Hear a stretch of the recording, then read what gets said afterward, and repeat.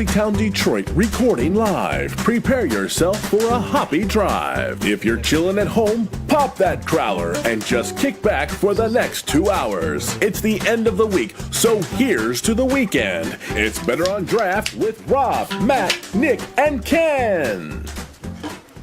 And we are live, episode 151, Better on Draft podcast. As you heard during the intro, we popped some cans.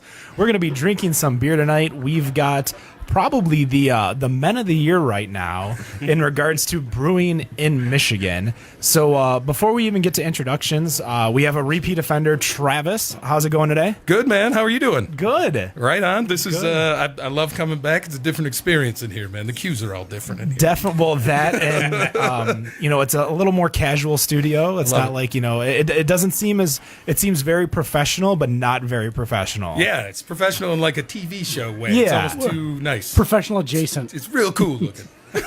So for some reason, we always bring you on when there's big news, and sure. You've been on a lot. Yeah. So we have your, I guess, new partner in crime in regards to brewing M43. Why don't you introduce yourself? Yes, I'm Joe Thorner with Brew Detroit, and exactly a partnership with Travis, Old Nation, and M43. We're brewing Travis's beer together. He's calls all the shots. He's using all our equipment and facility and our people, and we work together to get the beer made. So those of you who did not listen to our previous episode with Brew Detroit, Brew Detroit is not only a brewery for themselves, but they're also a contract brewery. So they take in other people's beers and help mass produce them, get them out in larger quantities where they might not have the capabilities. And as a brewery who's gone from somewhere in the 30s, 40s in regards to production in the state to top 10. And overnight. That's well, and sure within, seems like overnight. Yeah. I'm sure it feels overnight to you. It does, man. Yeah, after 16 years of struggling. Well, I don't know if you like struggling necessarily maybe to sell it, but not make good beer, because you've been making good beer for years. Thanks, man. Obviously, as I always would ask, where's my Detroit dwarf? He's pretending I'm kissing his ass. Check the archives, Pretending? guys. Check Pretending? the archives. Happens every time. Does he not make good beer, or am I lying? Yeah, here? Matt. What are you saying, really? I'm just saying that Ken likes to kiss ass a little bit. Listen, he didn't bring my Detroit dwarf, therefore He never does. Nobody ever does. They're not bringing it to the Winterfest. Listen, I knew what or was Fall up Fest. this time. I didn't bring it because you were the only one that was going to drink it, and you're not drinking a lot of beer. That's true. What I'm saying. That's true. You I can I thought about this. You can like Crowler or maybe Prowler. That's it. The 16 ounce. 16 ounce pint glasses. Yeah, or Quarler? a can of beer. Quarler. No, it's Prowler. That's at least what Drafting You're Table stretching calls now. them. You're stretching. Road. So you guys, this isn't the first time you guys brew together, correct? It is. It is. I thought. Yeah. So I had thought there was history between you guys in regards to The brewing. history, I think, between Joe and I is largely that I have admired Joe and about 4 other professional brewers from Michigan from afar for the last almost 20 years. So this is your first chance to be able to have worked with him. Yes. How was it working with Travis? Terrible. Well, Fantastic. a little disorganized. He really challenged everything we do. It was like working on a giant chemistry project together. We're doing different things, and working on the water chemistry was huge, and it took a lot for us to get there, but we got there. Yeah, it's some thinking. One of the great things about Brew Detroit, from a kind of a geeky side, and I don't want to start out too boring, so if anybody's got a joke or whatever. No, you're good. Right on. One of the great things about Brew Detroit is that really, particularly with regard to the brew house, they spared almost no expense. So for a brewer like me to see, right from the mill and the conveyor system to the hopper above the brew house to the hydrator in the brew house, I haven't worked on a brewery that was that kind of wired in since I was in Germany. It's a really, really, that's a German system. It's a Braucon system. Yep. So it's all software driven. You can be really exacting on it. It's a super fun system to brew on. So Germans are exact and they like their numbers, like I is that said, what I you're don't want to tell any secrets, talk out of school about the Germans, but they are, they do have their rules and whatnot. And in this case, I loved working on this system. So it was almost kind of a thing of, with all this ability to manipulate the beer, kind of keeping it simple was important, you know. So Go on. are you guys like getting as finite as how many hop pellets go in, or to like the quarter of an ounce of? Yeah, no, not really. I mean, kind of, but that's not really the point, you know. I mean, we are, right? It's a recipe that needs to be followed. But ultimately, that's kind of the fun of it, and why we spent some time on the pilot system and probably took longer than we should at Brew Detroit, is because, you know, the first pilot batch we made there, for example, I wasn't really... My question was, can we make M43 with a completely different water source, right, which I've talked about before?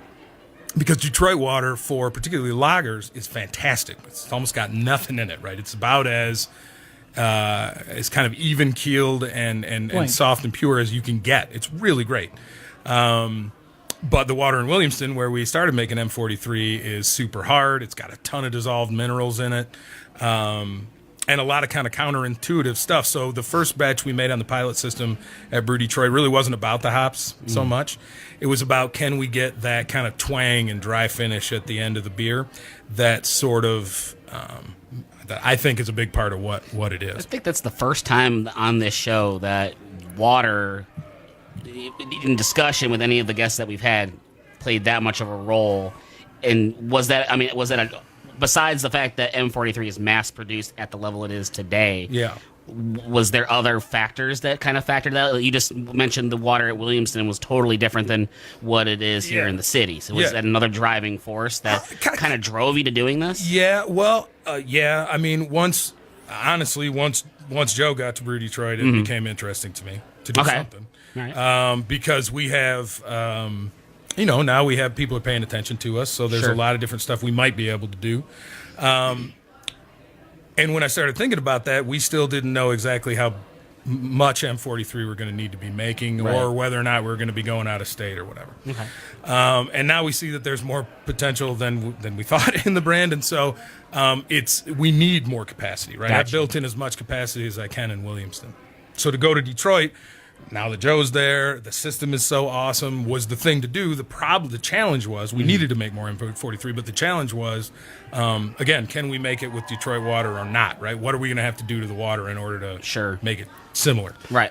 Did you make a batch with just Detroit water unfeathered or unchanged to make it like Williamston water?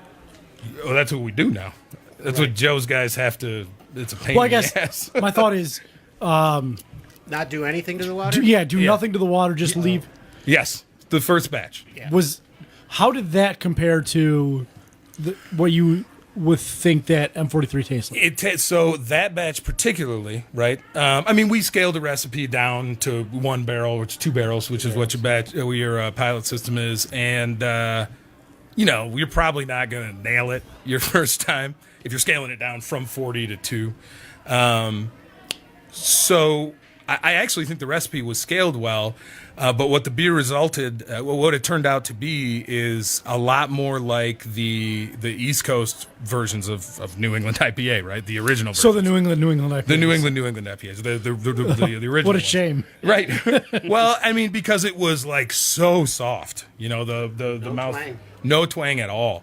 And I mean, it wasn't like it fell apart or was bad. It was a really good beer. In fact, Mark Logish and I talked about it a lot. We were like, man, it would be awesome if we could just sell this as a different beer. DM43? Right, DM43? exactly.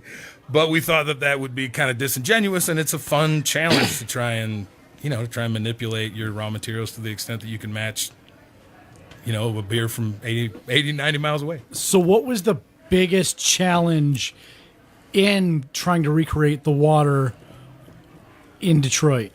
So alkalinity was it, right? So we fiddled around a lot with calcium carbonate and calcium chloride, which are important components of water hardness generally. And some other parameters that we thought about in Williamston. Nate, my brewing partner, and I did. And really, it was Nate and I sitting there and just going, man, we made this second batch and it's still not quite right, but the water should be about where we want it to be. Where it is in Williamston. Right, but it wasn't, and what it ended up being was just a matter of alkalinity. So we had to tweak that alkalinity by other means, and I think there we got that again, that twang and that kind of dry snap at the end of the beer that we were looking for. Now I heard from a bird that when you finally finished, I wasn't going to throw him under the bus. Yeah, Plus, he I kind of know. looks like a bird. There's nobody else. That if the big batch that you guys just didn't turn out just right, we were going to fruit it. Is that true? Yeah, well, there's one. Yeah, we've always got plans B, C, and D. Yes. So was it just going to be another tart strawberry, or were you going to try a new extract for? So I come don't on. I don't get as excited about that as Mark does. Maybe other folks do. So.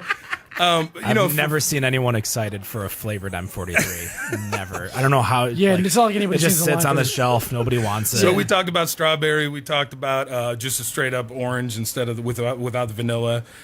We talked about orange and vanilla. We talked about a lot of stuff, but it was never something that we were taking too seriously because by the time we got to the 100-barrel system, we figured we were pretty close. And we were tasting the beer throughout the process. Right. So it was. Right. I mean, it gets right down to, you smell it in the kettle, man. It's like, okay, I feel like that's pretty right, as it's fermenting. I feel like that's pretty right. As Joe said, we all start to taste it. We are comparing Joe and myself and other folks on his staff to Williamston samples as it progresses. So have I missed an orange creamsicle M43? Yes. I don't even know. Do you want to know a secret? Mark Logish actually makes those. He doses kegs with that stuff. Does he do? Mostly, almost all of them. Okay, I want. Where's the big Where's batch the we did camera? in the system. Damn you, darn you, damn dirty, Mark Logish. Yeah. He does. We taught him how to do that. You know what? I want to put another complaint out, like a formal You're complaint. just a fountain of them tonight, brother. Twice now, Yeah. I have seen him, and he's pulled me aside and says, "Hey, I got a crowler of this pastry stout." Yeah. Never given me a piece of it. Well, he's one of the ladies that likes to be chased. I was going to say, I had some of it. You had to see. Yeah, I had some of it on Saturday. I've seen him twice, and he's like bragged about the pastry stuff. I got this pastry stuff. You got to try it. Yeah. And it comes down to it, and it never gets opened around me.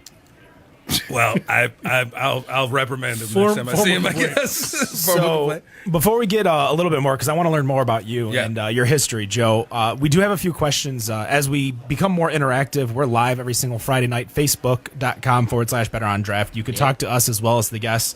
We do have a question, and in regards to what we were talking about, the tart strawberry, Yeah. is there an opportunity or a chance for you to mass produce that even more now that you're going to be moving some production to Detroit, or is there? Yeah, there might be. I mean, for now, we're enjoying our latitude with our newfound space to make stuff that is not New England IPA for a little while.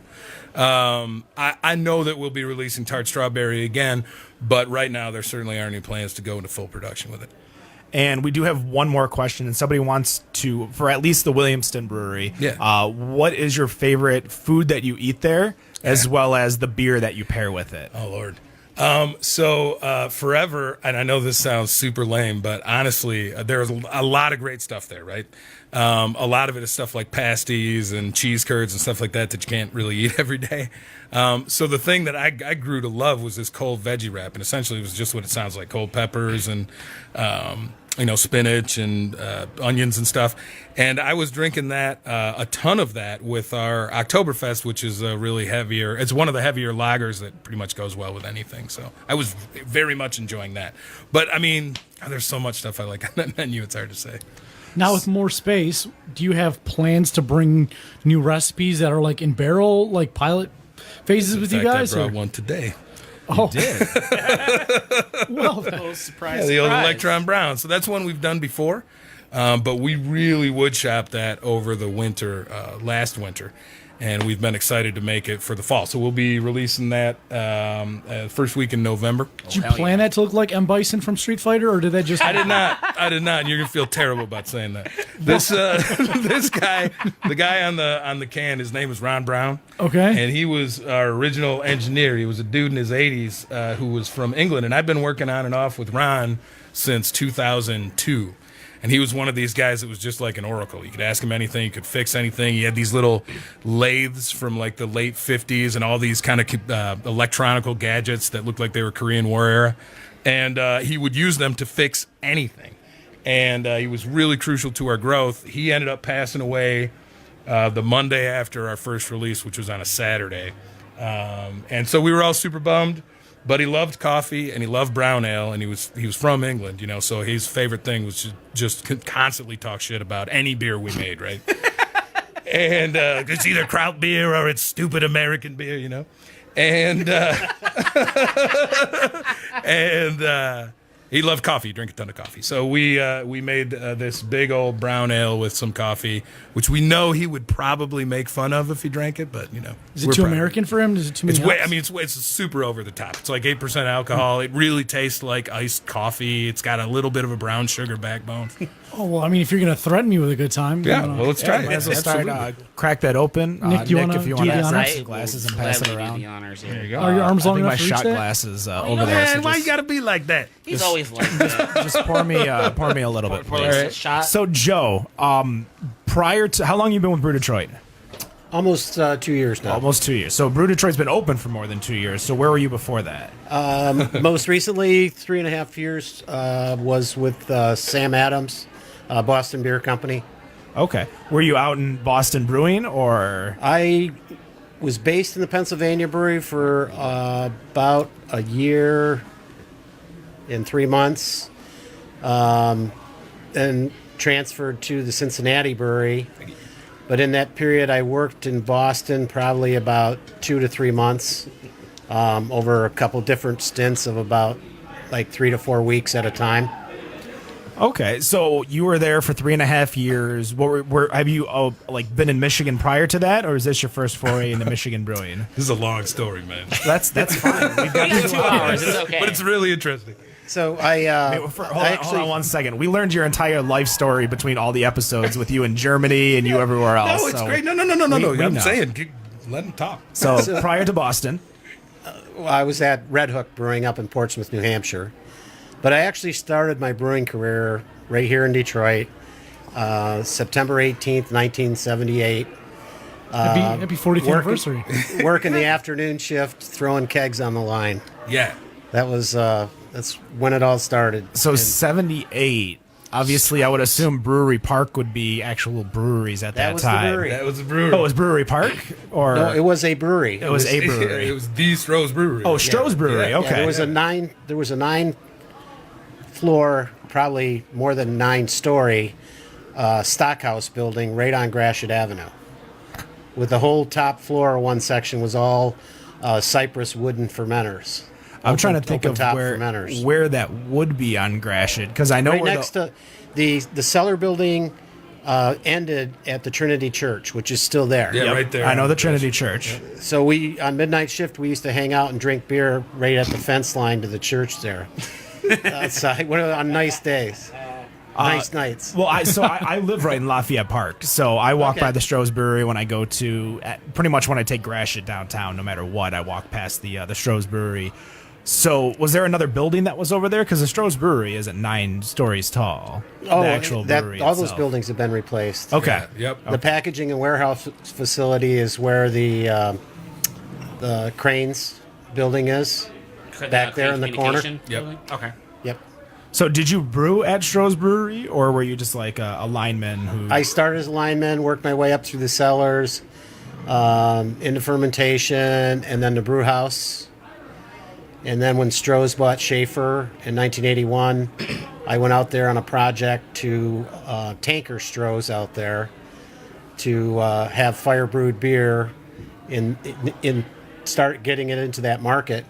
And before we built a brew house there. And while I was there, we built a fire brew house.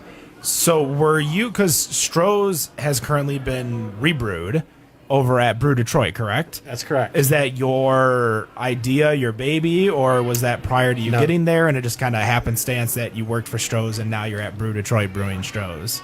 I don't know if I think it was destiny. Okay.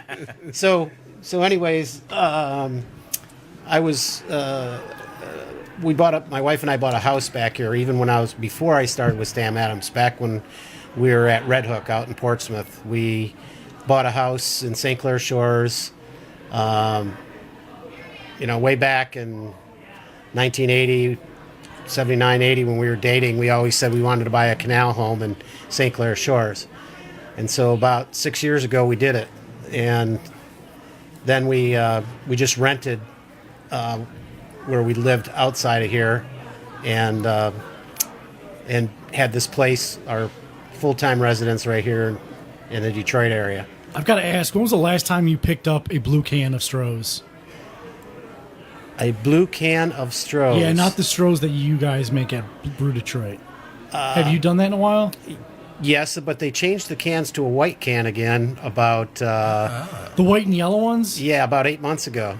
But I guess I'm thinking like the 30-pack Yes. of Stroh's you would get at a party store. Those aren't blue anymore? Yeah, no, they're not blue anymore. They're like a white and yellow and orange. Is it similar to how the artwork for the new bottles are? Is that Yes. it's similar color scheme? The white, yellow, brown, reddish. Yeah, it's like the old Stroh's mirrors. It's not this, but I guess the Stroh's that you guys make in Brew Detroit, that's not the same recipe as the Stroh's 30-pack. No, it's not. It's not. It's not even close. How did you? I don't know if you can even legally tell us.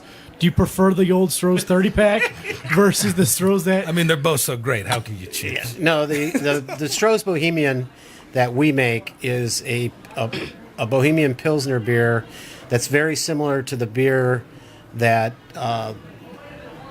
when Stroh's came over here to brew the first. Bernard Stroh came to the United States in 1855. I think it is. No one's fact checking you. Okay, so it would have been close to the recipe that he brought over, which was a beer that met the German purity law.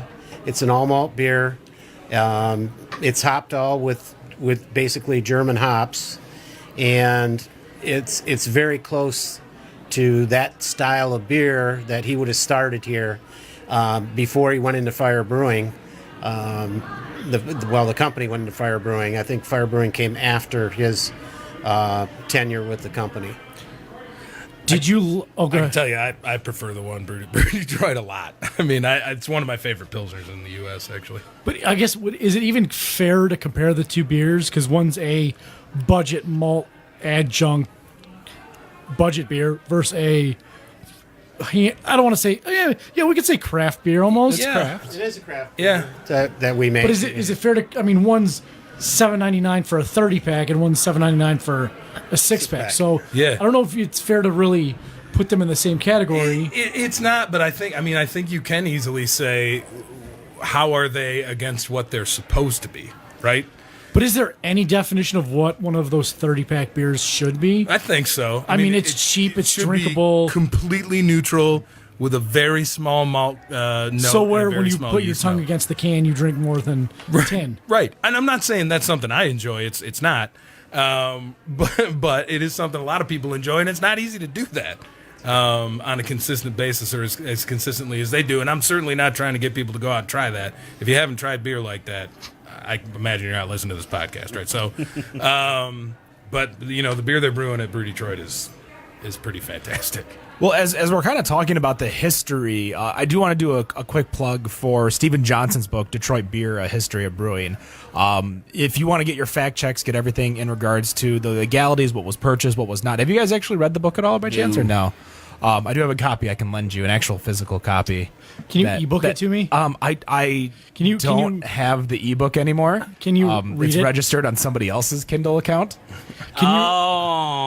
So Can you read it, I get it. into a podcast form? And maybe I'll do a voiceover for it. maybe I can Stephen do Johnson can do a podcast of his book. a podcast, just him reading his His book. book, yeah. I mean, So I just wanted to mention that just because there's a lot of information in there in regards to the history of Stroh's Brewing and E&B and all these other breweries that were in the city of Detroit prior to the craft beer boom. And there isn't really there's like one chapter in it about the craft beer boom in Detroit in that book about Detroit, and that's kind of it. It's really just all. Have you guys read it all? Have you taken a gander at it? I know, Stephen, I'm embarrassed to say I have not. But I want to, so maybe I'll run out and grab one this weekend. So with the Winter Festival Fall Festival coming up this year. Thank you. Yeah. That's going to be this coming Friday and Saturday. Yeah. You guys are doing part of the Detroit Experiment again this year. That's correct.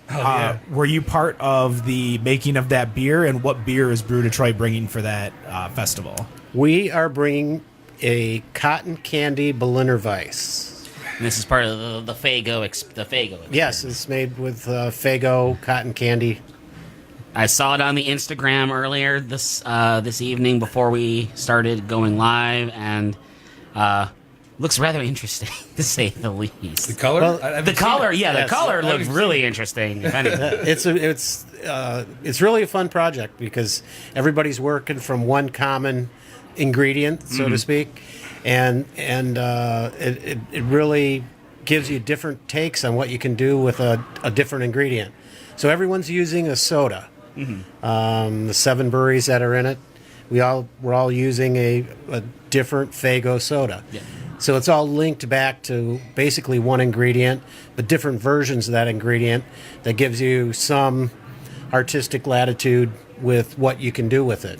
Now, did you guys pick the cotton candy soda, or was it? Yes. Oh, you willingly chose it. Yes. Okay, just making sure.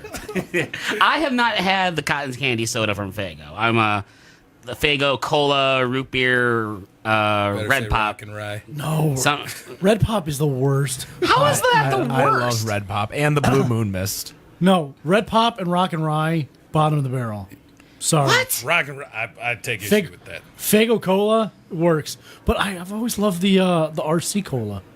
Oh, I haven't had. Cola is actually something else. I like RC Cola is like the next level. I don't know who got fired in marketing from RC Cola, but somebody must have and lost it to Coca-Cola. I mean, this is big competition they're going up against. You gotta give it to them for being around at all. So what's been?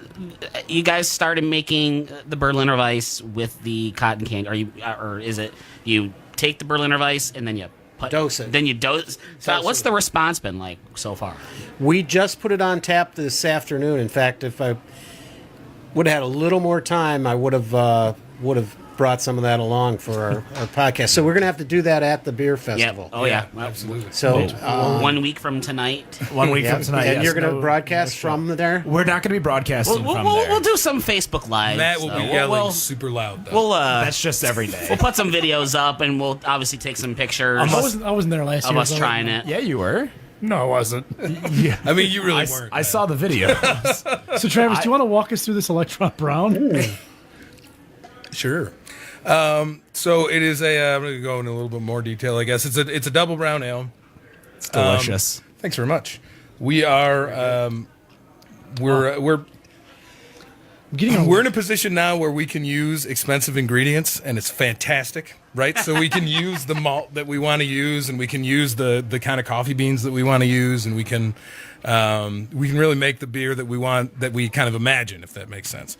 So with regard to this beer, we were kind of like, it used to be that we factored budget into the beer. Probably the second thing we factored in was budget, right? Like, can we really afford to make this and sell it at this price, you know? And now, since we don't really have, even with Brew Detroit's help, all that much space to spare, you know, we can make a beer with these like super premium ingredients. We're not making a ton, right? Mm-hmm. So it is a stronger beer. We're using probably my favorite base malt, which kind of gets lost in here a little bit, but which is Maris Otter. We're using a brown malt that I love. It's got a little bit of that brown sugar note, and I'm not really even just a little bit. It's a lot. The chocolate malt that we're using is my absolute favorite. I've wanted to use it in mass-produced beer forever. This is nothing but like richness on richness on richness. Thank you very much. That's really nice to say, man. Smooth. Is this where I make like? No. No, because that's true. Damn. There's a difference, Ken. I'm stating facts. That is of objectively the true. like everything you get in this beer. Like this should be. And here's an idea for the brewery. All right. This would be a great float. Where'd that go? An adult alcoholic, like Oh, you're looking vanilla for, float. I don't know what you were looking for it here. Beer floats. Oh, sorry, we're losing. We're trying to get some more electron brown. Okay, in go my- ahead. We're my all belly. digging. What's more? Sorry. You want Chocolate or electron brown root beer float. Oh shit! Just put ice cream in the pineapples. So a little bit of root beer, Yeah. ice cream, electron brown on top. Okay, Charge $7 at the brewery. we got ice cream at the brewery, man. There you go. I mean, it's just so rich on the coffee and then the Thanks. chocolate, Yeah. and it's just like Well, and we're able to work with and I know. you need something like the carbonation of a root beer to like cleanse your palate. Yeah. Okay. You're that not makes sense. like I almost need like a squeegee to just like pull it off right now. Right. Well, and we actually get it. The terminal gravity of this is relatively low for its ABV, right? So there's not as many residual sugars as it feels like. I think part of the process is the way we're adding the coffee, which is kind of a riff on the way folks make iced coffee, and that leaves a lot of the kind of that tannic bitterness that's in a coffee. But it keeps just enough of the hop bitterness that we have in there that it kind of mimics coffee without being cloying. Was the idea? I'm all about this. Thanks, man. I want vanilla ice cream now, Man, I guess I do too now. or like or even some Vernors, like a ginger Vernors ice cream electron brown.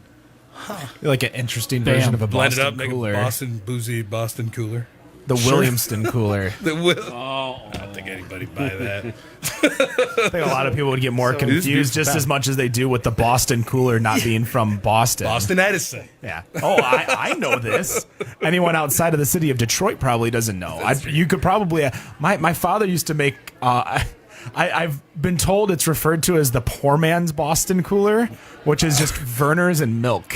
Oh, that's disgusting. What the hell? I don't know if that's Honest to poor God, man. my That's just like my dad used to make that like every I'm single gonna have to night. talk to Ken Senior. Apparently, I mean, I couldn't tell you the last time he's had it, but I yeah, guess he I used to. I guess I'll- I get it I'll on find Flavor him on Man, but Facebook. what did it look like? It just Nasty. looked Like like tan milk? yeah, or like a beige. are we doing like like beige. 50-50 blends here, or is it like you know what? Vernors with a dash of milk, or milk with a dash of Vernors? Oh, yeah, that's a great question. You know what? Shot, like a double shot. What of I'll do is Vernors. I'll figure out his portions, and then in 2 weeks when we're back in studio, I'll make one for everyone, and we can all try it. Yeah. You're not gonna do like almond milk because it's more not be keto, here. right? No, Almond milk and diet Vernor sounds. pass. everything just just all sounds. Sounds just as bad as the. I've had it before and I didn't like it. So Yeah, right on. So what is the industry of brewing? So mind you, in the past, like every single year, the brewing industry has exploded so much that 2016 is so different than 2017. 2015 so different than 2016. So it's kind of hard to talk about, but come 2015, 2014, when you were in Boston, what was the craft beer scene like out there? Because when I go to Boston, I go to Fenway every year. So the Fenway area. So there's this one store where I don't even get any Massachusetts beer. I always get Maine beer up there. So I typically buy out-of-state beer in that state. But all I know of off the top of my head in regards to Massachusetts is obviously Boston Beer Co., Boston Brewing, which is different. That's the one that's the chain, like the Granite City of Boston Brewing. And then Shipyard. Well, that Shipyard's Maine, but Harpoon was right in Boston. Harpoon, sorry, thank you. Yeah. You knew what I was saying when I Yeah. said Shipyard. You knew it was going to be Harpoon. That's what I meant. Yeah, there's a nautical theme. There you go. So, what was the craft beer scene like in Boston or in Massachusetts or that area for that matter? Right in 2015, it was very vibrant. It was really there started to be a small craft slowdown in 2016, which started more proliferation of a lot more craft breweries opening up, actually. So things started to spread out. But 2015 was a really, really good year for craft, where a lot of the major crafts were doing really well. Out there in the market was really taking some of the larger, the Budweisers, Millers, Coors. That business went away fast that year. That was a big year for craft to really get into surpassing, or not surpassing, but taking away a lot of the mass produced stuff that you see. Right, kind of coming into prominence. Like, Yep. So, as a brewer, when you're at Brew Detroit, do you prefer to make your own? Do you make your own beer, or are you making other people's beers and you're just really good at what you do? Like, what's the balance that you have? Because obviously, working with Travis and Travis being very affectionate in regards to how much he respects you and like respects your beer, are you making your own beer at Brew Detroit, or are you just working on the production side of everything? Yes, we are. Well, you personally, I know Brew Detroit is, because obviously we talked about like the Berliner Weiss coming out, but like you, Joe, the brewer, are you in tune with the new recipes, the new everything that's going on, or are you more on the production side working with brewers like Travis to get their beer brewed at your place? Okay, I'm doing both. Okay. And I would say I'm doing pretty much the same job in both of those cases. I have a really top-notch brewing manager. He's our brewing and quality manager, Rob Orler. Yeah, he's fantastic.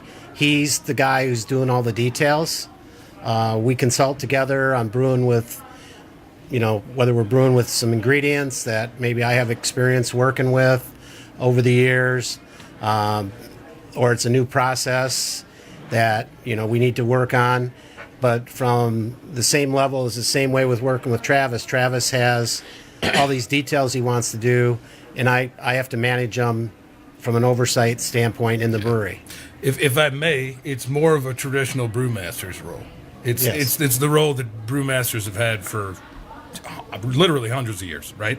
So you get to a point in your career where, being creative is fun, right? And it's always fun to be creative. But there's also a lot of fun, and I'm not speaking out of school or for Joe necessarily, but there's also a lot of fun in the technical side, in the purely technical side of brewing.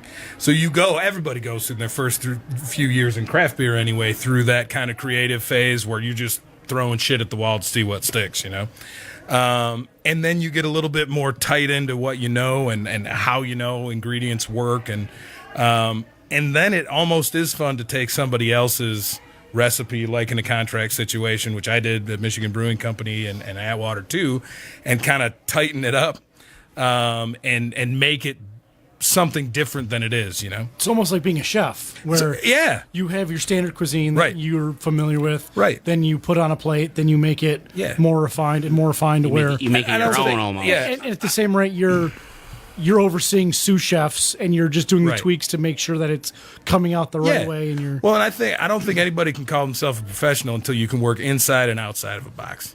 You know what I mean? If all you can do is work outside of a box, you're not really worth much to anybody, right? You might love what you do, and that's great, and you might make a ton of money or not, but nobody else really needs you if you can't work inside of a box, right? And working inside of a box is its own challenge, right? Because there are things that you want to do that maybe you can't do, but you can shift different parameters within that box to make something right, and it really focuses your training, frankly. So it has to be part of every brewer's training, is to make somebody else's beer, and everybody does it.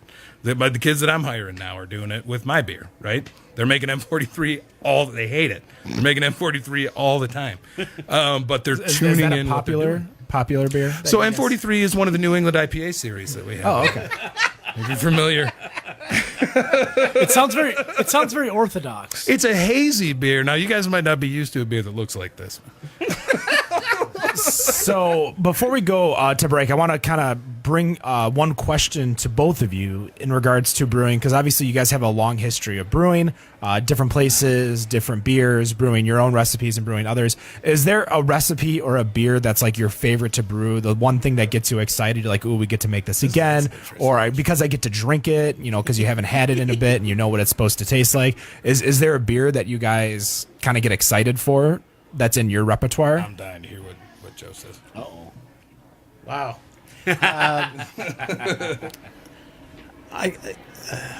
That's like, I do get excited about making beer and tasting beer, and I think is when the beer is in the aging process, after fermentation is done and you start tasting it, we do that every week with every tank of beer we do. So I really get excited about tasting in-process beer, which sounds kind of weird because it makes total sense. So I worked in malting in my career, in which is taking barley and turning it into malting for brewing.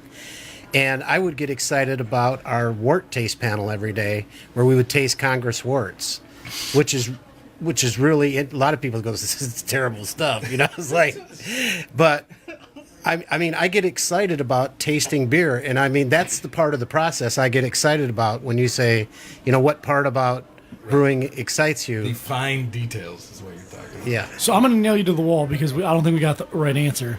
That was a very political answer. So I don't think I get exactly what he's talking no, about. so I'm You gonna- asked me what got me excited. Brewing, yeah. That's true. I'm going to get you on this He's asking one. about a style. So if you were brewing a beer, okay, and you were told we're retiring this recipe, we're never going to brew this beer again, what would be the recipe card that you steal and you brew at your house without?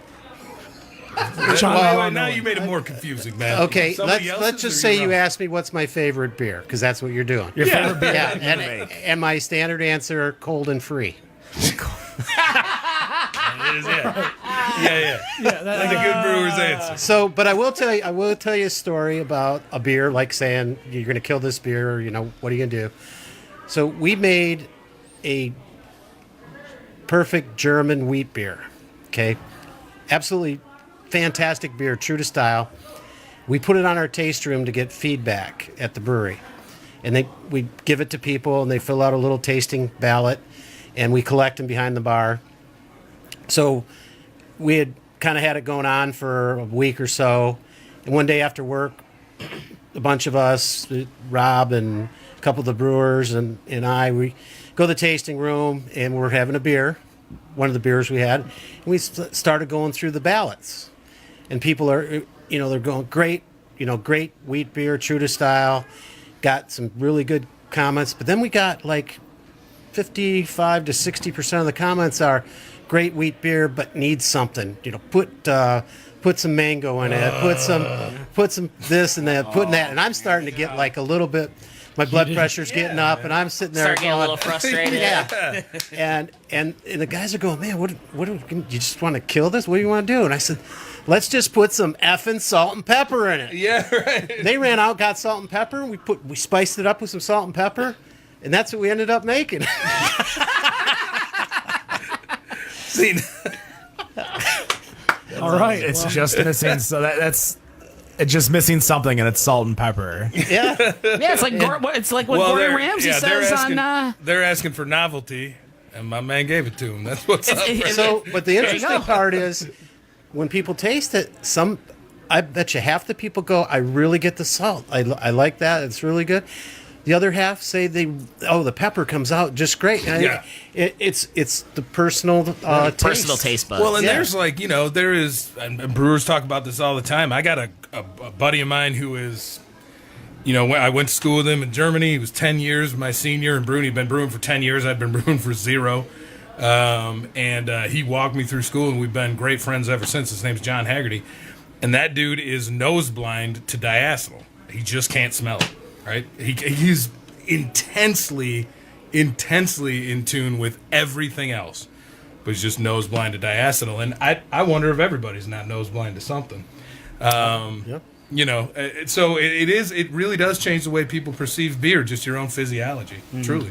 Apparently, I'm nose blind to IPAs because I think they're all terrible. About IPAs. I have a personal vendetta. I'm seeing all of these old Facebook photos, like the on this date, and because we're coming up on the first time I ever went to a fall beer fest was the 3rd annual. So I was buying. Was that the one you and I went to? I think so. It was you and I. It was like that. It was cold. It might have been. It's always cold. It was a Saturday. Yeah, so it was only one day of the weekend, Yeah. and we bought tickets at Dragon Mead. Yes. That's how old this Yeah. this Yeah. event was. Yeah. Or no, sorry, I remember going to Rochester Mills because Dragon Mead had sold out. I wouldn't have been there. So Mills, this would have been 2011. Oh, yeah. And I remember seeing this, and years had gone by, and there was one year where I literally took every single token and bought IPAs every single time. Didn't like a single Just one. to punish yourself? I tried. That's fair. That's great. I've tried so hard, and like even the past 3 years, Matt and I were talking about this last week. How his palate's definitely gained a little bit more in regards to the darker beers, the more boozier beers, especially in the last few months. It seems. Like And for me, I just can't do it. I can't do the bitterness. I don't know why. I don't know what it is. Well, it's like cilantro. You know what I mean? Some people taste they have that. Well, that's an Right? actual genetic. That's disease. a genetic thing. You're absolutely right. Right. So I mean, how many of those variables are there? Right. Well, 10% of the population likes DMS in beer. Yeah. Hell yes. That's why That's Rolling Rock. Rolling Rock was great, Right. And then they lost all their business when Anheuser-Busch bought them and eliminated the DMS. Because it's not supposed to be there, but that was kind of the hallmark thing about that beer, man. That was their following. Right. Old man wife beater sweat. No, I've got a canned corn, kind of. You know what I mean?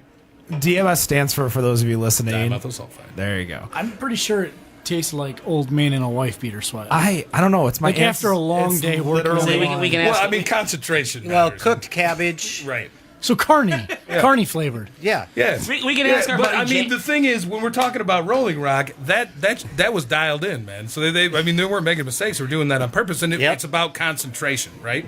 A And certain it's back amount to might the be water appealing. though too, right? Because Latrobe, PA, I'm sure that's what I mean. It's just cabbage and corn in the water of Latrobe, PA. In the terms of DMS, it isn't, but It had to do with how they their boil brew kettle, fermentation, how the brew kettle worked, and the and that kind of thing. Because it may have a little to do with Russian fermentation or the yeast they use, but mostly it's that kettle and whether or not you boil it. and they controlled that. They controlled the DMS. Yeah, man. They the knew it. brewmaster there was a guy named Joe Bruce Jr. This guy knows that. and they managed the DMS. Well, we're gonna manage the time. All right. We're gonna take a quick break. All right. We'll be back in 5 or 10 minutes. I don't hear. There we go. We're back. Episode 151, Better on Draft podcast. It's not my fault. I'm not running the board. We can just blame Ryan. It's over always there. your fault, Ken. It's always my fault. I shouldn't say anything. I'm not the one controlling my own voice. He could just turn me off like that. Yeah, you're making a lot of withdrawals from your Ryan account. Nobody else is gonna run this shit show, so he's not muting anybody. So we took a break. We came back. Now, obviously, the big news, the big thing we've been talking about is that M43. There is now a Detroit version of M43. You might want to lower your phone there. You know Ken. what? That's all my fault. we were having fun at the end of that before the break. Batting 1,000 right here. So we did pour the M43 out, and it looks have as not had it orange yet. juicy as everything else. It does. Yeah, have you gotten a C&D with either Dole or Tropicana yet? I have not. No, we don't compete necessarily. Not yet, buddy. I mean, beer mosas, right? Oh wow. Yeah, I don't think that's their target market right now. Do I you don't do you speak guys for 'em. make beer mosas with your M43 with how Yes. juicy it is? And Yeah, man. You know, my wife runs the restaurant, and Jessica is our head bartender, and they are always fiddling with putting stuff in all of the beers, and that's fine with me. So from Joe, the Detroit M43, which is supposed to taste just like the regular M43, Which that was does the goal. taste just like the M43. What am I supposed to be tasting here? What are the notes that I'm going to get? What are the flavors that I'm going to get? How would you explain this to a medium of audio and video where you can't taste the beer as we drink it? So you have a tropical citrus note.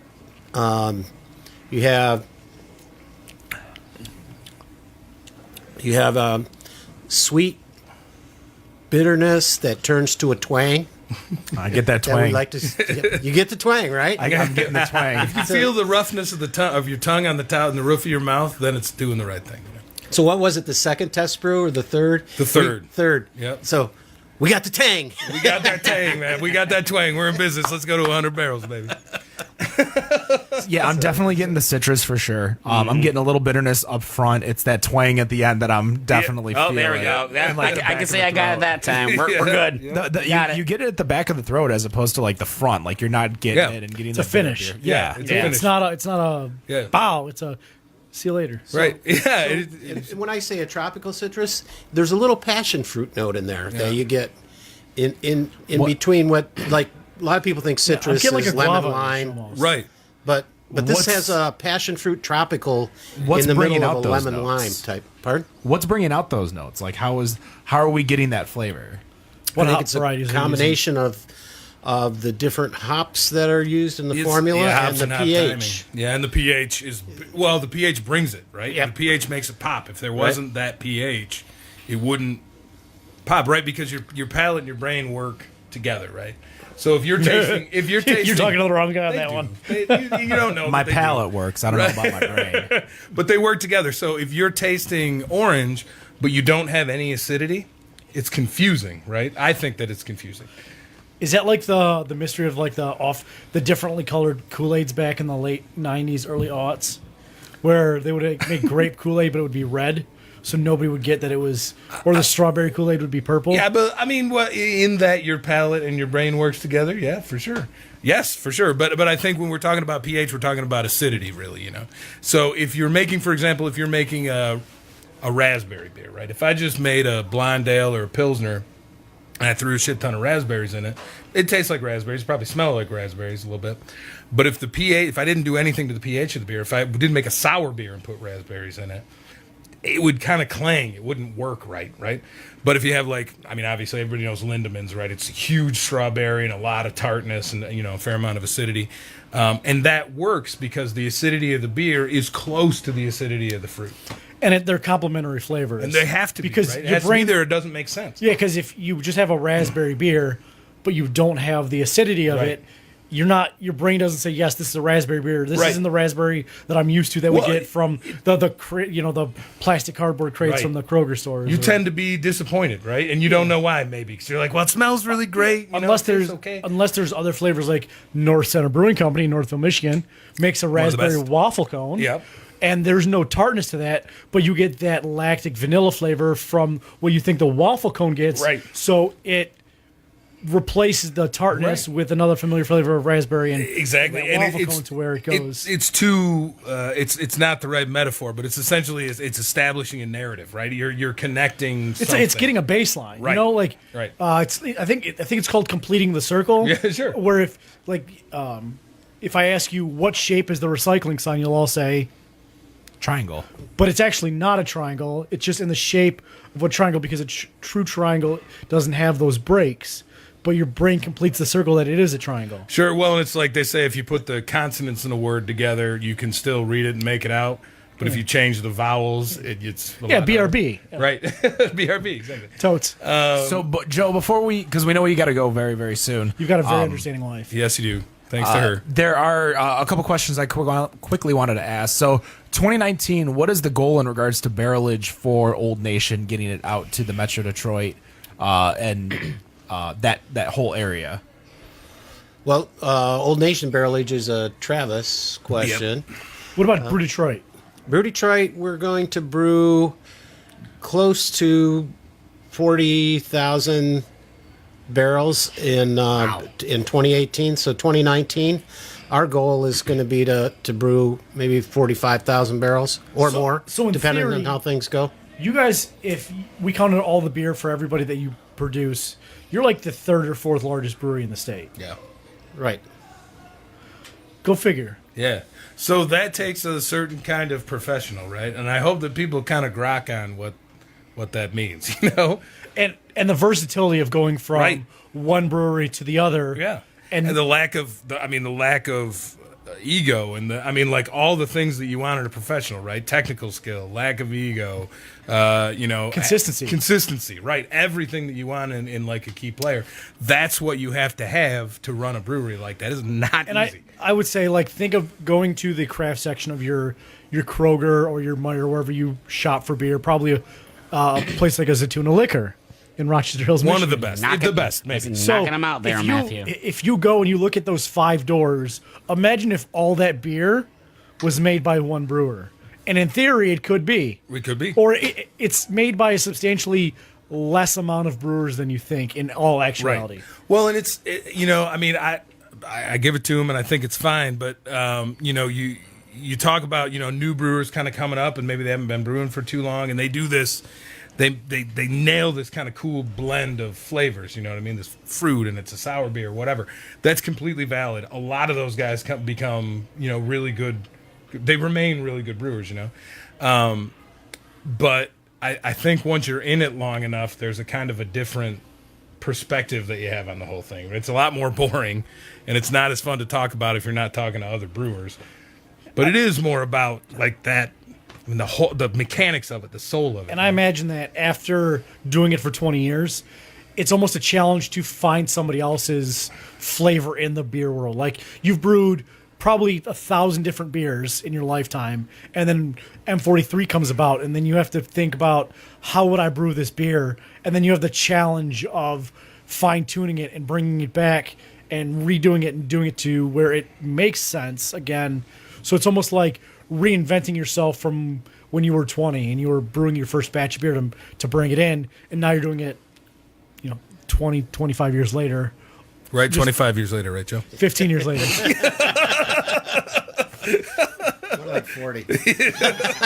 So before you go, I do want to ask though, because we got a message in regards to our chat room about Brew Detroit, and somebody is going there tomorrow, and they want to know, what beer should they try. What's the first beer on your draft system that they should try? I would say the Cerveza del Rey. Yep. And that's what you guys were drinking Yeah. at the beginning of the show. The Cerveza del Rey is what? It's a lighter Mexican-style lager. It's brewed in the spirit of, say, Tecate, Modelo. It's just a nice, light, easy drinking lager. Has just a hint of bitterness and no some fruit real in here, hop aroma. It's got some fruit in here a little bit. No. No. I mean, that one is that's about as dead nuts as the style it gets. It's really good. And that beer won a bronze medal at the Great American Beer Festival Yes, this it year. did. Rightfully so. It is one of the beers in the 20 beers to try that we posted over at betterondraft.com. Go check out the 20 beers to try at the Fall Festival. I know I'm going to try it again. Joe, obviously, you're more than welcome to stay as long as you want to, but I know you're... Yeah, I've got a commitment with my wife, and Of Good course. man. You already made her wait too long. I think. Happy wife, happy life. Well, you're only 15 minutes late, so buy her beer for us. Yeah, exactly. all right. Well, thank you, everyone, and thanks, Joe. and cheers. Yeah, we'll see you Cheers. again And soon, man. will you be at the Beer Fest next Yes, both days. week? We'll be there Friday, and we will see you then on Friday then. Sounds good. Thank you, John. All right, Thank take you. care. Thanks, Joe. So we do have a few more questions that are coming in through the chat room as we're going, and obviously we have somebody named Tori saying, "Hey Travis." Trevor is asking, when is M43 Tart Strawberry coming back, and why isn't it a permanent thing? Well, it's coming back. We'll have some out in the spring. I think once. We like it. We think it's fun, but we don't. It's not necessarily the kind of brewing that we like to do. So we'll probably keep it to that springish release moving forward. That was a super boring answer. So we also have Chris, who is local to where you are, was very, very happy in regards to the Lagerfest you guys put on. Yeah, that was a hoot, man. And was curious, thinking that there wasn't enough Old Nation presence at the Lager Festival. Yeah, well, it wasn't meant to be an Old Nation focused thing. It was meant to be a lager focused thing. How did that go? What was the? It was fun, man. Did you guys get the turnout you expected? Shut up, Matt Bush. Yeah. This is we got to roll it in. I think we got about 700-800 people there. How did it work for Weekend Survival Kits, though? So we Remind us what that is first. Yes, thank you very much. So Weekend Survival Kits is probably my wife and my favorite charity. Now that we have a company that's doing well, we're able to donate some money to folks, and those are one of our favorite folks to give it to. They are a company that is essentially helping food insecure kids. And food insecurity is When a kid is, maybe he or she gets food. They have breakfast programs at a lot of schools and lunch programs. But when they go home, maybe there's not much food, or particularly on the weekends, there might not be. or much healthy food. Or healthy food, yep. Or just calories. I mean, there are a lot of these kids that are hungry. And I was talking to Jeff Gorsline, and not to bring the tone down, but I was talking to Jeff Gorsline, who is the kind of the head of Weekend Survival Kits the other day, and he was talking about how it was inspired by this postman friend he had who carried snacks with him all the time. And Jeff couldn't imagine why he would have been carrying snacks with him all the time. And it was because he would go up to houses and kids would ask him for something to eat. And that kind of blew Jeff's mind. It certainly blew mine, too. I grew up in a rural area where there was a little bit of poverty. But anyway, it's a really important thing. And so we're happy to give money to it. In the case of the Lager Festival, I'll tell you, it didn't make any money. But we are hoping we're going to stick with it, and we're hoping that in a few years or even next year we get some money. This was the first time you guys ran it. It was the first time we did, and we were only short about 200 people from making money. We got to start somewhere, right? You got to start somewhere. Yeah. And I'm happy to. I mean, we made up the difference and made sure Weekend Survival Kits, left whole without any loss, and then they're with us for doing another one. And Weekend Survival Kits gives kids backpacks on Friday. Backpacks on Friday. Take Yeah, I'm home sorry. To eat Backpacks Saturday on and Friday. Sunday until they can get that solid meal or that Breakfast that to get to school back on Monday. Yep. So it's basically to help kind of, for lack of a better term, like the hangover of the weekend of not having food. Absolutely right. Well, when the kids are home, they don't might go not. a full day without food, Right. Or even most of a day without food.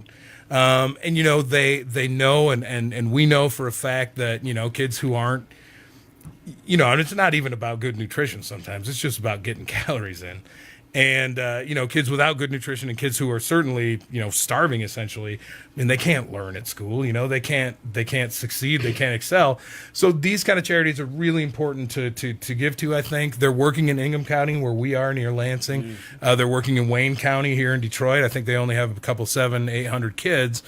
But, the more money they get, the more kids they can help. It's incredible what they're doing. And if you go to weekendsurvivalkits.org, you can find out more information, including ways to volunteer to help pack in regards to packing the backpacks. Yes, absolutely. And that is both in Detroit City proper as well as the Williamston area. I don't know what the proper county is over there. Ingham County. Ingham County. Or So you can got come to the Howell, Williamston Okemos. International Festival of Loggers next year. Yeah. And donate directly and drink some great beers. I mean, a fun way to do it. We had some good food trucks, and the bands that played there were fantastic. They're all something friends about of mine. toads, right? Frog Frogs? and the Beef Tones, man. Yeah. One of my favorite guitar players on the planet, man. He was there. So continuing in regards to the conversation, because there is a lot of people over at facebook.com/BetterOnDraft listening live as we're chatting. So they're getting answers directly from you. Oh, cool. So this is kind of like C-SPAN, where you call in and you... Can we do that like one like it's you ever stay up Can you late? be the host that never gets pissed off no matter how douchey people get with him? You remember? I don't know if you ever did. But I don't know if I had have that type of... We had President's Night in college where you would dress up and you would watch Parliament scream at each other late on a Sunday night. Oh, the House of Commons. The House of Commons. Absolutely. Dude. The good sir is garbage, truly. Dude, that's like one of the most awesomest programs on C-SPAN at late night. The British House of Commons. Yeah, That's great. If you haven't seen it, get drunk on a late Sunday night and just. What does the Absolutely. Prime Minister think about... Okay, we're on it. Anyways, that's the question. I haven't seen that either. So You gotta see it, man. I only see stuff on YouTube videos. It's on YouTube. Yeah, I mean, the highlights are on YouTube. I'm gonna have to There should be like a Sports Center on Monday, like a highlight show of this shit that happened on the With commentary. with just Gotta have Mystery Science Theater in front of it, making commentary over it. Not like commentary on what Dude, happened. we should but, make that jokes over it. a content on the like- Better on Draft. Look at what this lady's about to ask. Look at that face. We've gone crazy. 3 years without being political or religious, so let's start an entire political show. But It's not about politics. It's not about... No, it's really not. and plus it's British politics, so Right. there's nothing to do Nobody with cares. America. They forgot to take out the garbage It's something. in the town of Lancashire. So the very first question we have, or the next question we have, is with the ability to brew in Detroit, will it allow Travis, so using your name specific, to work on more new varieties than he had previously out of Williamston? So I don't know if that's varieties of M43, or varieties of beer. I mean, that's the question I get mostly, right? Is are you? I was literally asking you this about 20 minutes ago. Yeah. I know you have things in your mind. I can see the hamster running. I hear the wheel squeaking. Like an alt M43? An alt M43, right. Well, that would be like... Well, I mean, you know what would be fun? A New England alt beer? What would be fun is to, kind of let off the gas with the New England IPAs and do something else, right? I mean, we certainly can make, and we have a pilot system to make, up to 20 barrels of, at a throw of, whatever, single hopped M43 or creamsicle M43 or whatever it is. I think that, for Nate, my brewing partner, and myself, it's going to be interesting to pull away from that. Honestly, with stuff like the Electron Brown, we've experimented with this kind of stuff before, but this is not our, this is not necessarily our wheelhouse in terms of brewing. So we're building skill by making stuff like this. What else is in your distro other than the New England IPAs? Nothing. Here comes the Electron Brown. Right. So you guys I'm super excited for that. Thanks, I'm very excited. You guys don't distro anything else other than New England IPAs? No, we don't, because distribution's not begging us to. We have. Are you okay with that though? I mean, yeah, because most breweries they want a full shelf. Would you have been okay with that if somebody said that 3 years ago? No, fuck no.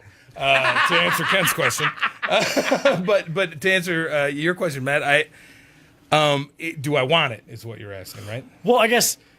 I mean, most places that go to distro, they want 3 or 4 SKUs so they can have a shelf. I got them. But it's all New England IPA, right? M43, right. Boss Tweed, right.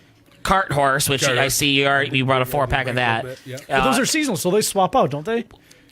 So they just exchange each other. But those are your 3. Those are the 3. Those are your 3. Those are the 2 because now, one. But now, going Boss Tweed's not. But I guess to Matt's point, well, no breweries. First one comes to mind. You got Rogue. They got the Roac. Flavorful Roac. They got the Powerboat. They got Mean Street. They Raspberry got Mean Street. Flavorful the oatmeal stout. Devil Dog. Devil Dog. They got that, and that takes up a shelf. Right, or Bell's, which has a Bobillion. Or Shorts, Bell's on site. Right, we can great breweries that have a ton of beer. Yes. So here's one difference, right? Yeah. Roke came out with a number of beers, and is a brewery I respect. We came out with a number of beers, 5 actually in our palate. Sure. And they were all very serviceable beers, right? They were good examples of the style. They were good beers. Sure. And it almost lost me the brewery that was the decision we made. So what we've been doing since then is kind of following what works, right? And what works now is making New England IPAs, and I don't really think there's a ton of danger in making those and kind of sharpening our knives and our pilot system to come out with new stuff. It means that we can launch stuff like the Electron Brown after we've refined it, right? It gives us time to refine recipes and not have to just throw shit out there and see if it freaks out. I don't think you need to refine We know that it's beer. good. I want to put cinnamon in this beer. Just a dash of cinnamon. We put it, that sounds actually great. Isn't there a few other brown ales that you've made within the series of brown ales for your pilot? Because I recall, I'm trying, like Hotbox, I think was one of them.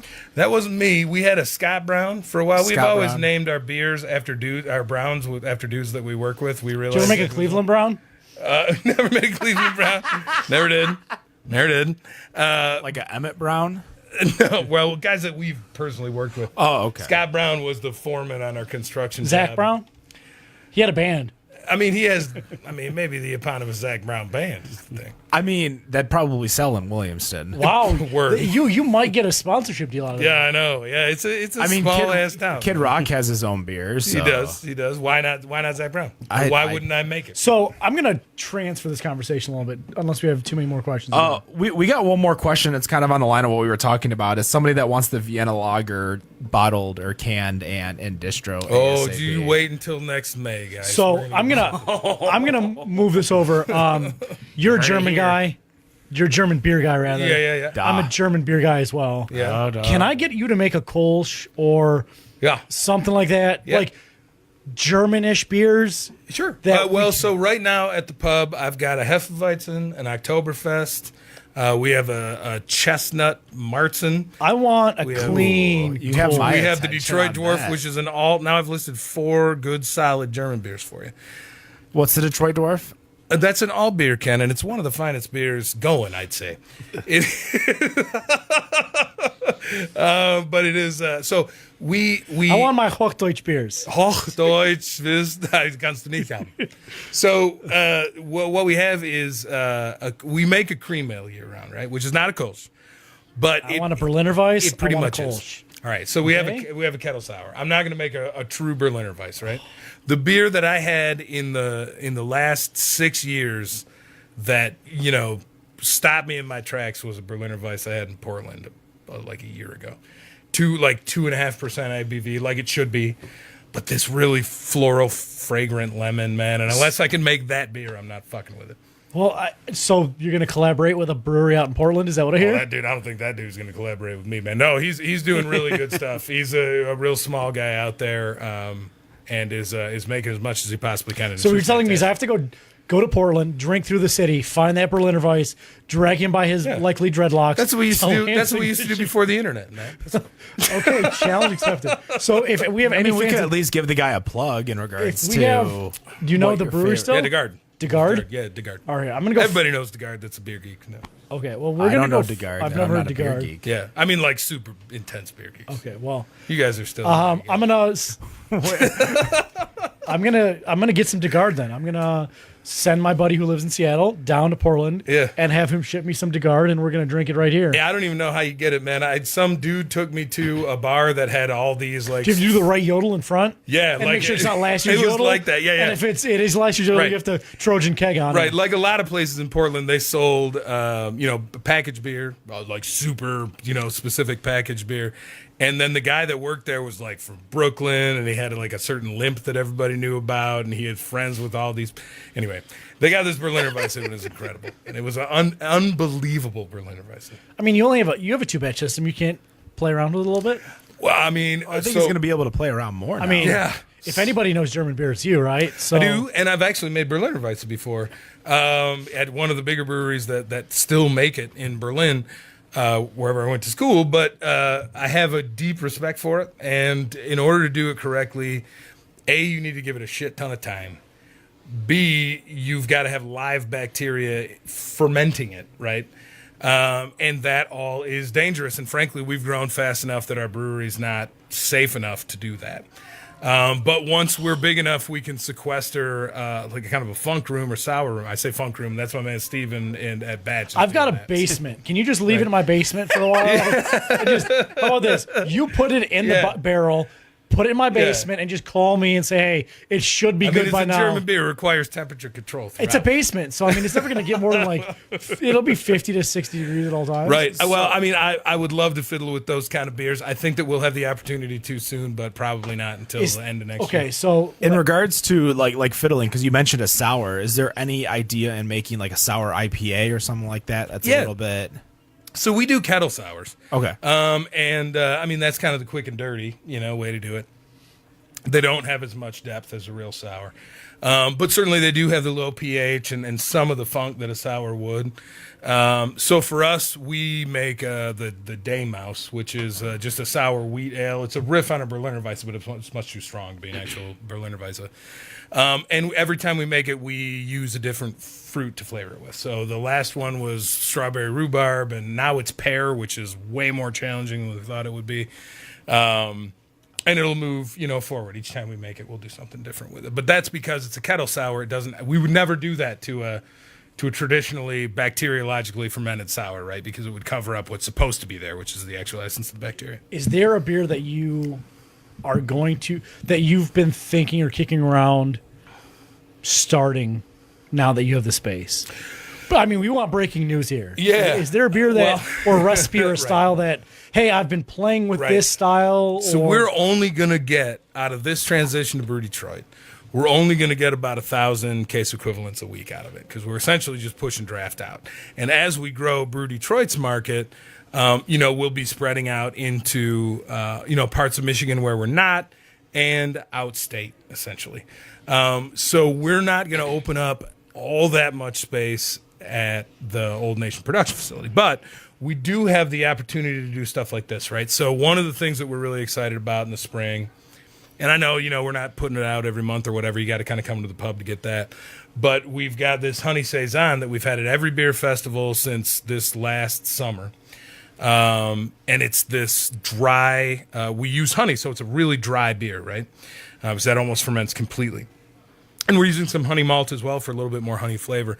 But ultimately, it's this really dry, spicy, phenolic beer that we're super into, and we're going to release that in the spring. So I'm really looking forward to doing that in production, right? Production is, 10 steps behind the pilot brewery. And my job is to take what we talk about and then execute in the pilot brewery, and with Nate, my brewing partner, kind of move it up into production and make sure that it's the same there.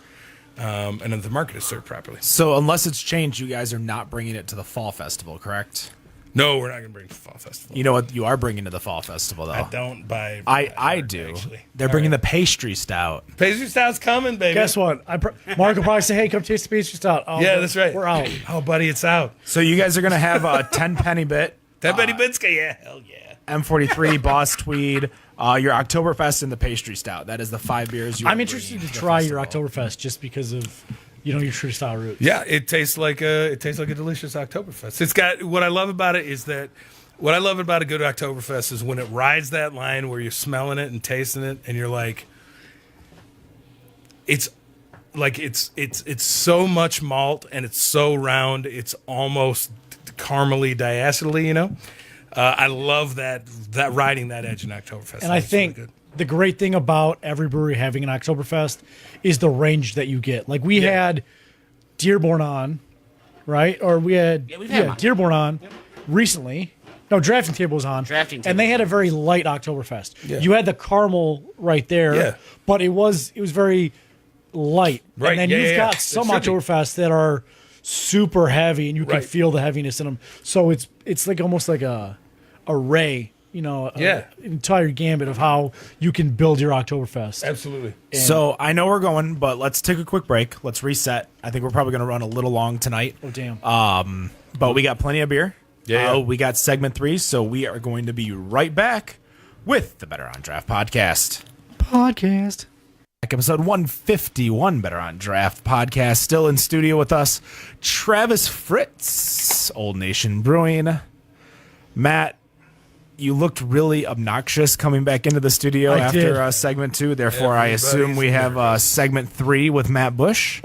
Yes, we do have segment 3. So, question 1. This time, we're not going to be doing geography. I hear I heard So, something in my question headset. 1 is, on October 12th, 2019, this podcast will be hosting its second annual beer fest at Jimmy John's Field. I am gonna go with Better on Draft. Paul F. Tompkins, Spontanea Nation. You're both close. So, yes, I guess The Quack Attack podcast. quick news. That's actually a thing. Oh, I thought it was. We have been- it's a I'll tell you We later. have been invited back to co-host the 4th annual Jimmy John's Beer Fest. Hell yeah, next man. October, Yes. October 12th, 2019. So So that's why I heard a little news thing. in yeah, my it's headset. a little news blip. We doubled along with the great people at Jimmy John's Field. They went from 600 people at the beer fest to just under 1,200. So That's fantastic. Maybe we did something good. Awesome, man. Maybe some of our friends went out. I know that we gave away some tickets. We had a lot of fun. That was a lot of fun, So, that festival. It was a little on the chilly side, but it was a blast. It's October in Michigan. Yeah, I mean, I got to take the place of Matt Derry a little bit. There's some photos of that somewhere. So we'll be doing it again next year. It's going to be the second Saturday in October.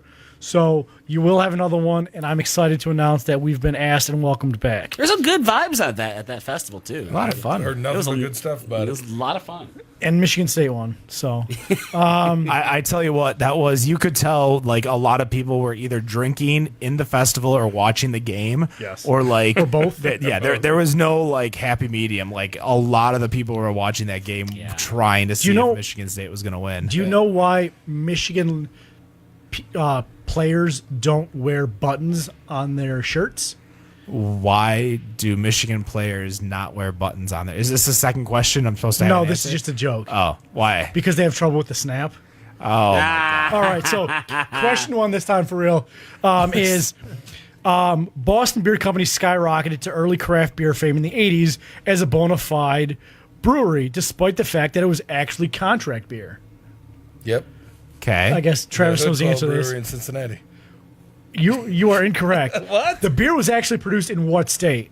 Was it Pennsylvania, Rhode Island, Maine, or Delaware? I'm gonna go with Pennsylvania Yeah, me because too, that's where Joe worked. So Yeah, he kind of ratted me out. It seems like every time we have a guest and I write a question, the guest knows the answer like innately.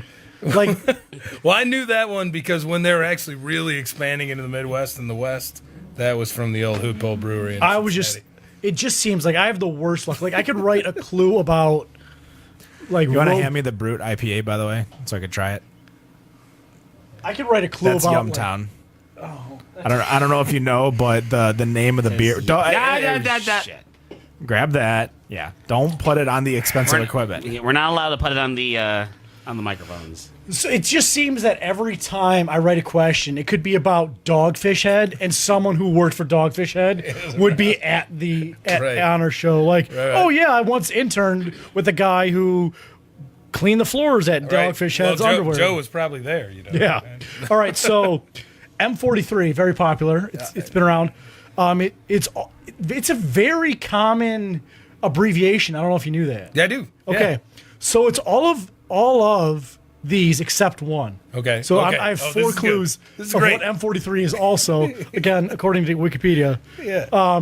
it's also a postal code in Greater Manchester, England. It's also a 1991 BMW automobile.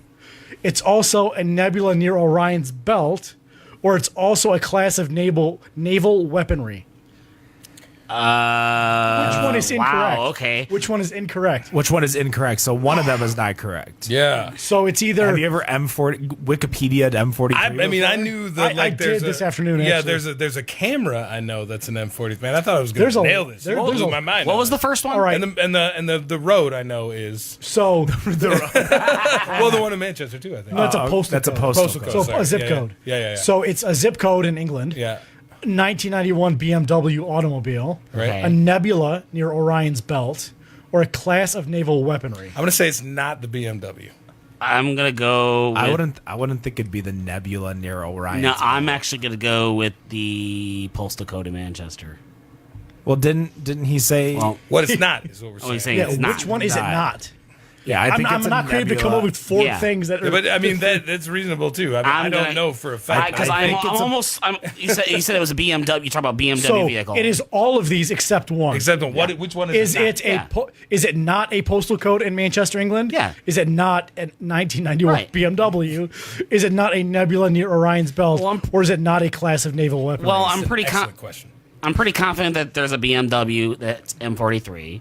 That's cool as shit. I'm almost. you didn't get a C&D from Nope. BMW. I feel like could be astronomers clue. will name stuff like a letter than a number when it comes to outer space. So I think that's believable. And I don't feel, think it's the naval one. I think it is. I don't think it's. I really- think it's the naval one as the answer. Well, I think as in- I think the postal code is the answer. So you don't think there's an M43 postal code? That's my. You don't think there's an M43 naval weapon? Yeah. correct. And you don't think there's an M43 That's true. So which one is left? Nebula. or BMW?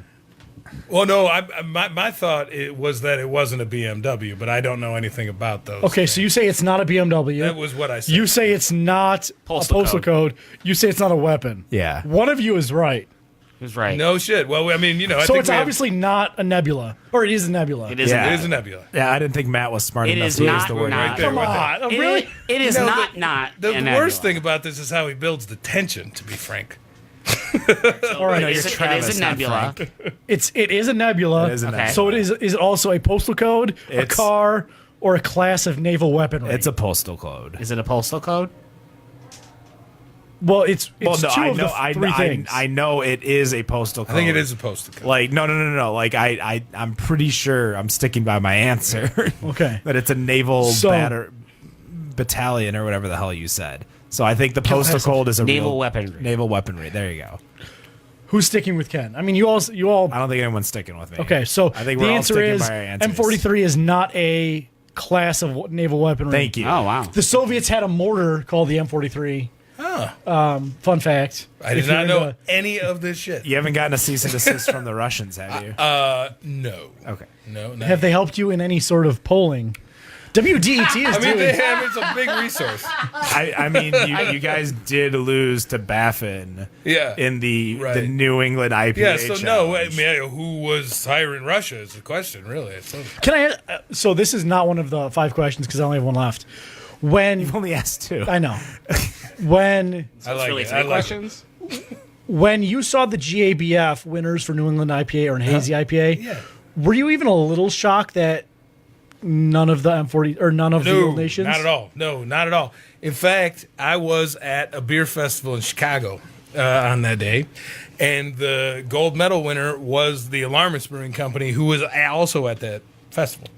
And I went over, of course, to taste that beer, and it was good, you know. But I think that we acknowledge and have acknowledged since the beginning that M43 is our interpretation of the New England IPA style, right? Because for Nate and I, that snap and twang at the end of the beer is really important, right? So we also manipulate our water in Williamston to a great degree in order to get that.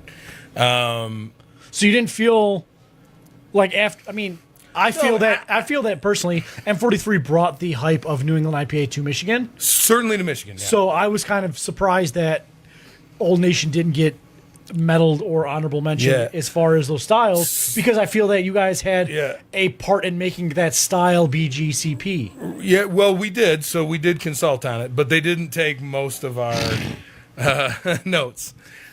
So, you know, for us, it was about, a number of things. So obviously mouthfeel initially, right? But it has a lot of different parts for us, the New England style, and it goes right through the finish.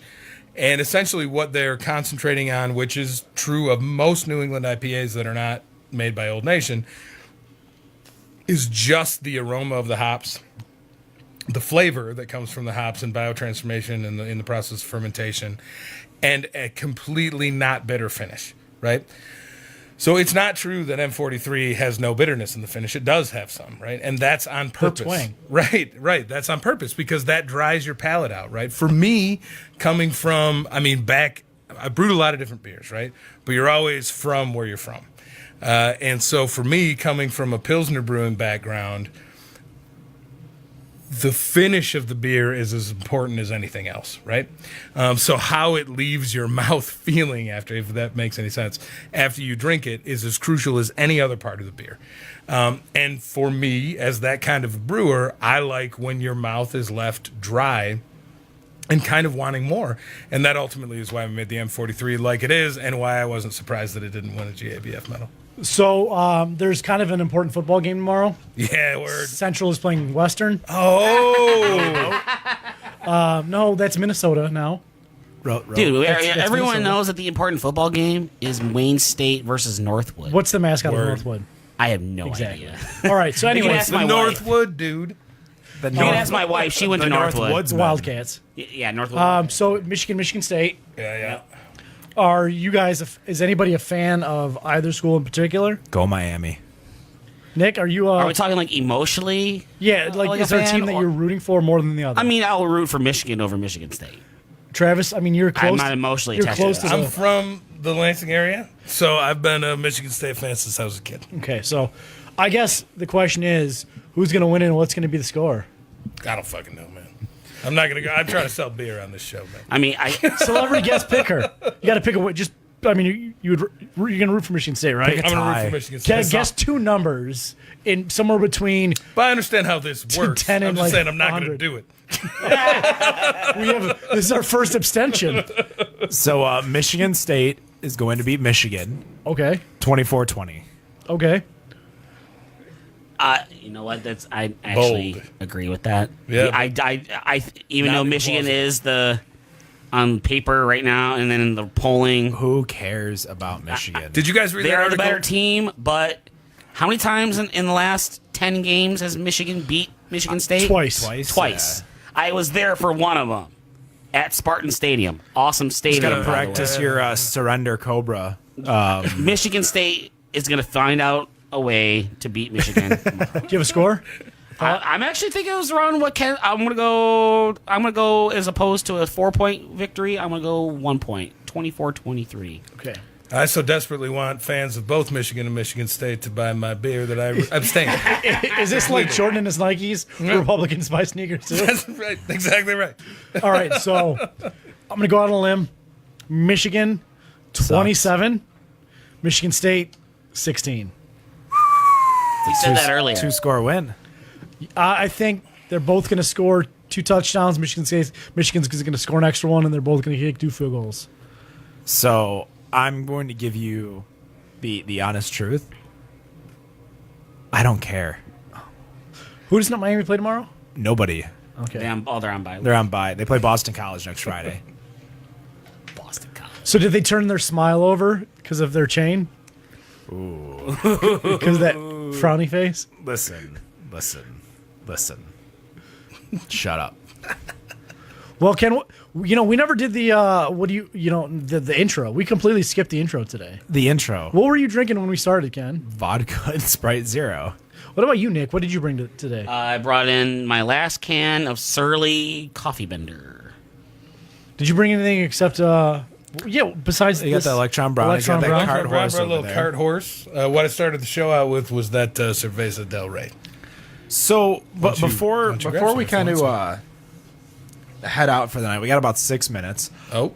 The cart horse, was that always the name? No, it wasn't. It started out as Almost as if I planned that question, man. it started. I'm gonna give everybody the real condensed exact story. So it started out as Boxer, right? You got C&D from the American Kennel Club. No. Okay, the AKC. Yeah. Generally, it's got to be the same product. There's got to Oh, be market okay. confusion. Like dogs, I want to give me a boxer. They'll you be were bringing- like, "Well, I'm sorry, They were sir, giving this you is beer instead beer." of dogs. Right, exactly. Yeah, that makes would be sense. an example of market confusion. Yeah, because you go to the beer and dog market. Yeah, that's and right. they give you It's dogs. a rich. beer. I mean, it's $1 billion market. They card you and say, "No, I want a dog, sir, not a beer." So we're making the M43. It was before we put in new tanks when we had a hand-fed canner and we're trying to make as much as possible, and we were all working, 17, 18-hour days and just tired all the time. And the next beer we made was ended up being called the Boxer because the Boxer is the name of the horse in Animal Farm, right? Okay. Who always says, he can work more, he can work harder, he ends up dying in the end because he's Oh, you said Animal Farm. I heard Animal House. no Animal Farm. And I got very was like, confused. no. Pluto or No. I've never actually seen that movie all the way through. You've never seen Animal House all the way through? I don't know. I drink a lot. Maybe. Maybe come November 6th after Prop 1 gets passed, you might have a reason Maybe to that's watch probably some, the reason. Yeah. you can feel good about legally watching. I can legally watch Animal House. Animal Finally. House, yeah. Finally. I forgot what we were talking about. Boxer. Why Muhammad Ali sued you? Right. So it was. That's why we named the beer that. There was a company which distributes in sort of near the Canadian border in Minnesota, and it sometimes comes down here too, but it's largely in the Great Lakes and in Canada, that made a lager called Boxer. We did a Google search. We didn't find it. We also didn't know, even at the time that we made the Boxer, that the M43 was going to be a thing. So we're kind of like, well, we got to get another one out there. This is one we like. Boxer, right? Makes sense. But, I mean, we knew that there might be a problem with it. So you thought that Boxer, or what's now known as cart horse, would be your workhorse. You thought that would catch on more than M43? Well, we thought more that it just described the way that we were feeling, right? I don't remember the quote of Boxer. Somebody listening probably will, but it is that, the idea of I can work harder until you work yourself to death, right? So get drunk instead. Yeah, it was just kind of a joke, right? But we thought it fit the beer and it was a cool name. And this company contacted us and said, if you don't stop using this, you're fucked. And so we stopped. Jeez. Damn. Right? And so we stopped, and we had to find another name, and Cart Horse fit because of the original reason for the name, and it was cool because, Not because you put the cart before the we horse? did, and that's why we thought it was extra funny, right? Is because we did put the cart before the horse, and we named that beer. So, do you have a fall Christmas seasonal coming out at all at the pub? Yeah, we do, actually. We're excited about it. We finally get to make bumpy cake again, which we make with wow. Sanders Yeah, that's chocolatiers Yep. here in Metro So, Detroit. do you just put the bumpy cake in the fermenter and let it go, or? No, we should have. But instead, we had this painstaking process of figuring out how to make a beer taste as close to bumpy cake as possible, right? Now, when does that hit distro, or will it hit distro? It will not hit distro. We're gonna have it just Pub at the only? pub. Yep. Oh, yep. wow. This year. Okay. Next year, I think we're going to go wider with it. And we'd like to bring back the Sanders Chocolate Stout, honestly, now that we have the ability to, again, open up the amount of money that we're spending on the beer. So when should we start and make sending it the the way that we mules want to Old Nate or to Williamston for the bumpy cake? Soon. So it's scheduled to be made next week, I think, which means that it would be ready Thanksgiving-ish, about Thanksgiving. Yeah, a little later than Thanksgiving, before Christmas. right around. So we want about 3 weeks before Christmas is when we're figuring we'll release it. Now, are you gonna do cans of that at all? Cans of it. Okay. Yep. So I'm looking at, because I was looking at Boxer to see how many Boxers there were, and obviously the brewery that you were talking about has a lot of Boxer beers under that name. Including a menthol. Yes. A menthol. Done. But ask my man. It's true. God. So I decided to go through, and I see a beer that I've never seen before that you guys make, and I think I might have to, next time I'm rolling down 96, pick it up. What is it? It is a double dwarf, which you guys make, but this is coffee infused. Oh, we made that shit, yeah. Now, I did not like your double dwarf. You I did was not. not a fan. You did that publicly, did not. There. If there was, On the record. He specifically remembers you saying on the air. if there you do was not like it. video, I gave such a bad Yeah. It was mouthfeel bad. taste. I felt horrible. Truly. He is the worst my for gosh. take criticism. I'm all right, though. I'm okay. I knew that you liked the dwarf. I felt like that was part of it. To be honest, it's more because you talked about it, because it says it's an alt beer, but you say it's not really an alt beer in regards to the style. No, it really isn't. I mean, ultimately, we didn't call it an alt beer. We called it, if you look at the label, it's a double alt beer, right? So, which is not a style that exists. Like We an just old made a beer? huge alt beer, and we fermented with an ale yeast at a relatively low temperature. And the idea for us was, can this workhorse Oh, I thought ale he yeast thought he ferment said at my this name low like temperature? Ken. I'm like, No. Yes. You're right. That's I thought he was calling you a everyone's workhorse. Can this yeast, this workhorse yeast, ferment that high of a gravity at low temperatures like all beer can? Was the answer no? Like you can in all beer? No, the answer was yes. Oh, yeah. Yeah. I mean, not to can do Ken's it. preference, but we did Not- do it. Well, And I think obviously I was looking for a specific taste and flavor profile, and that I wouldn't have was had it. not Right? I mean, it would have been getting so much past it that it's not even anything close to it anymore, you know? it. So, Travis, Old Nation, thank you so much for joining Yeah, us. thank you guys. It was fun as always. Definitely check out. Obviously, if you're in the Metro Detroit area, you're going to be getting a different M43. No, you're not.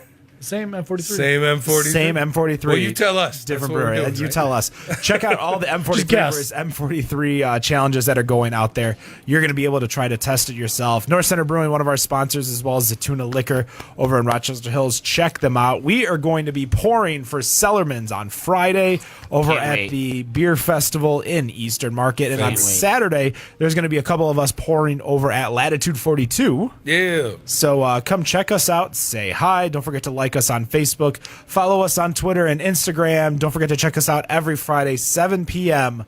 Eastern Standard Time, Facebook.com/Better on Draft. You can join in on the conversation, just like so many people today asking Travis questions. You can go see Travis, Old Nation, over in Williamston, Michigan. Just southeast of Lansing. Just southeast of Lansing on M43? 96 Right and on M43, 96. right between M43 and One of the 96. best breweries you'll ever find in Williamston, Michigan. And that's going to do it for us. Once again, All thank right, you I'll so bring much for dwarf coming. next time. And listen, I wasn't going to say it. I was going to say it off the air, but I wasn't going to say it. I get it. So no matter what you think of your beer, we think it's better on draft. Have a good night.